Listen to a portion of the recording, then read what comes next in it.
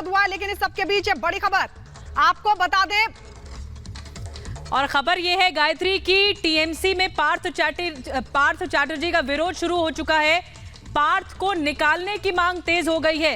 TMC से पार्थ चैटर्जी को बाहर करो, इस बात की मांग तेज हो गई है। टीएमसी नेता कुणाल घोष ने मांग की है सभी पदों से हटाने और पार्टी से निकालने की मांग की गई है। ये देखिए, हम आपको ट्वीट भी कुणाल घोष का दिखा रहे हैं जिसमें पार्थ चैटर्जी जो कि उनकी संलिप्तता शिक्षक भर्ती घोटाले में सामने आई, ईडी ने गिरफ्तार किया, ईडी की कस्टडी में है। अब जो टीएमसी के अंदर विरोध है वो शुरू हो गया है। कुणाल घोष ने ट्वीट किया कि सभी पदों से हटा देना चाहिए पार्थ चैटर्जी को। लेकिन बड़ा सवाल निधि ये भी खड़ा होता है कि क्या टीएमसी को जानकारी नहीं थी, सरकार को जानकारी नहीं थी। अब बड़े बड़े खुलासे अर्पिता मुखर्जी कर रही हैं, कह रही हैं पार्थ चैटर्जी का पूरा पैसा मिनी बैंक बना रखा था। लेकिन ये बड़ी खबर, और इस बीच बड़ी खबर आपको बता दें, बड़ी खबर ये कि पार्थ चैटर्जी पर आज बड़ा फैसला संभव, क्योंकि एक बैठक होने वाली है। ममता बनर्जी वो बैठक लेंगी और ये माना जा रहा है कि पार्थ चैटर्जी पर बड़ा फैसला हो सकता है। कैबिनेट की यह बैठक ममता बनर्जी की तरफ से बुलाई गई है। जिस तरीके से टीएमसी में अब पार्थ चैटर्जी का विरोध शुरू हो गया है, टीएमसी से पार्थ को निकालने की मांग हो रही है। टीएमसी के नेता कुणाल घोष ये कह रहे हैं कि सभी पद से हटा दिया जाए और इस सबके बीच बड़ा फैसला पार्थ चैटर्जी को लेकर संभव हो सकता है। शिक्षक भर्ती घोटाला मामले में गिरफ्तारी हुई है पार्थ चैटर्जी की। लगातार इस पूरे मामले में अब जांच ईडी कर रही है। लेकिन इस सबके बीच जहां एक तरफ टीएमसी में मांग उठ रही है कि पार्थ चैटर्जी को सभी पदों से हटा दिया जाए, तो उनको लेकर अब फैसला आज संभव है, क्योंकि कैबिनेट की बैठक बुलाई गई है और कैबिनेट की बैठक में लिया जा सकता है पार्थ चैटर्जी को लेकर कोई बड़ा फैसला। पार्थ चैटर्जी जो अब ईडी के शिकंजे में है मामले में। तो एक तरफ तो टीएमसी तैयारी कर रही है कि बड़ा फैसला लिया जाए पार्थ चैटर्जी पर, वहीं पार्थ चैटर्जी की ओएसडी से पूछताछ होगी। सुकांतो आचार्य ओएसडी पार्थ चैटर्जी के, इनसे पूछताछ होगी। ईडी ने ओएसडी को पूछताछ के लिए बुलाया है। पार्थ के शिक्षा मंत्री रहते ओएसडी थे सुकांतो, और पार्थ ने अभी कोई पद न छोड़ा है, न टीएमसी ने कोई कार्रवाई की है। लेकिन जो पार्थ चैटर्जी के ओएसडी है उनको ईडी का समन जारी हुआ है और ईडी ने बुलाया है पूछताछ करने के लिए। पार्थ चैटर्जी के शिक्षा मंत्री रहते ओएसडी थे सुकांतो आचार्य और उनको बुलाया गया है। पार्थ चैटर्जी के ओएसडी को पूछताछ के लिए बुलाया गया। जिस तरह से खुलासे हो रहे हैं, जिस तरह से कैश कांड का खुलासा हो रहा है, ऐसे में कई और लोग इसकी जद में आ सकते हैं। 6 तस्वीरें आपको हम बता रहे हैं कि किस तरह से जो ईडी है वो कार्रवाई कर रही है और बड़ी संख्या में कैश बरामद हो रहा है। जिस जगह से कैश बरामद हुआ है, पहली तस्वीर कोलकाता, दूसरी तस्वीर कानपुर, कन्नौज, पटना, हैदराबाद, तमिलनाडु। ये कैश का ढेर बताता है कि कितनी काली कमाई के कुबेर बैठे हुए हैं और इस पर लगातार ईडी प्रहार कर रही है। ईडी का शिकंजा कसता जा रहा है।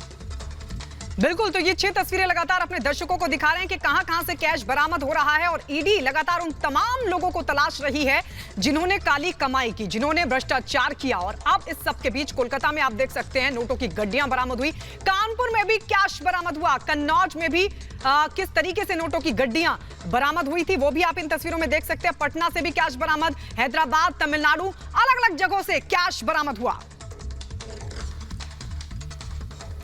लेकिन ये जो कैश क्वीन है अर्पिता मुखर्जी, जब पूछताछ हो रही है तो कई बड़े खुलासे हो रहे हैं। अर्पिता मुखर्जी ने पूछताछ में खुलासा किया है कि मेरे घर को मिनी बैंक बना रखा था और जिस कमरे में इतना कैश था उस कमरे में सिर्फ पार्थ चैटर्जी जाते थे।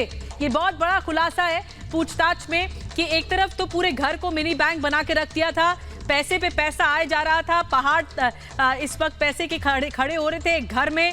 इससे पहले वाले घर में भी पैसे का पहाड़ दिखा, इसमें भी पैसे का पहाड़ दिखा और मिनी बैंक बना रखा था। ये कहा अर्पिता मुखर्जी ने ईडी की पूछताछ में।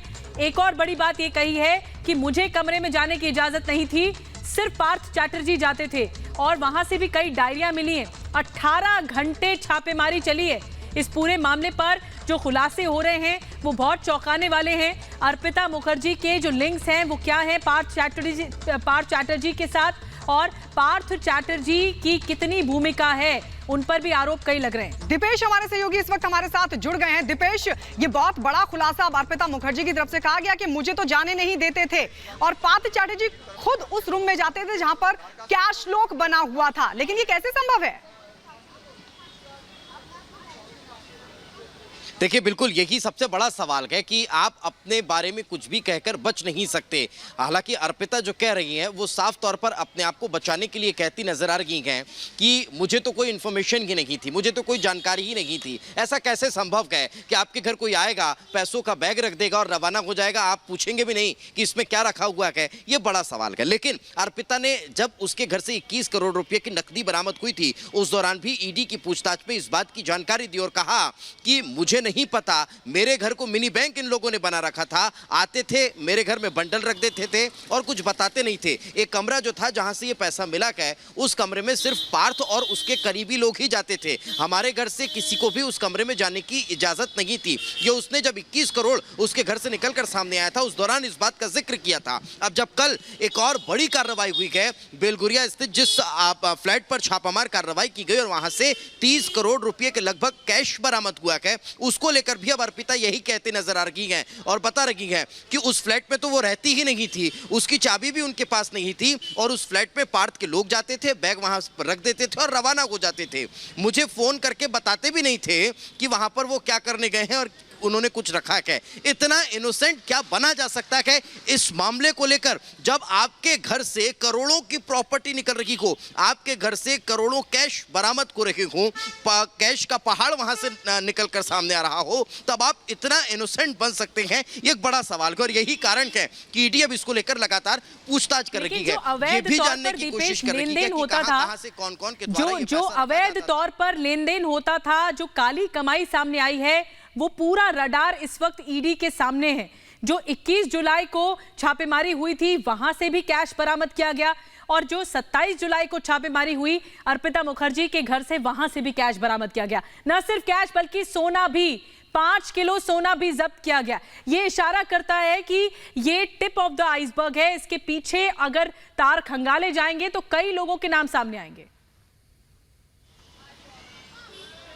बिल्कुल, देखिए निधि, कई लोगों के नाम सामने आएंगे और वो इस लिहाज से नाम सामने आएंगे कि सिर्फ अर्पिता का ही यूज नहीं हुआ है। ऐसे कई और लोग हैं जिनका इस्तेमाल पार्थ चटर्जी ने किया है। वो चाहे पैसे रखने के लिए किया गया हो, पैसे के लेन देन के लिए किया गया हो, या फिर इस पैसे को डाइवर्ट करने के लिए, ट्रांसफर करने के लिए किया गया हो। ऐसे कई नाम हैं, कई लोग हैं जिनका इन्वॉल्वमेंट इस शिक्षक भर्ती घोटाला मामले में रहा है। वो चाहे डायरेक्ट रहा हो या इनडायरेक्ट रहा हो, उन तमाम लोगों को अब ईडी अपने रडार पर ले रखी है।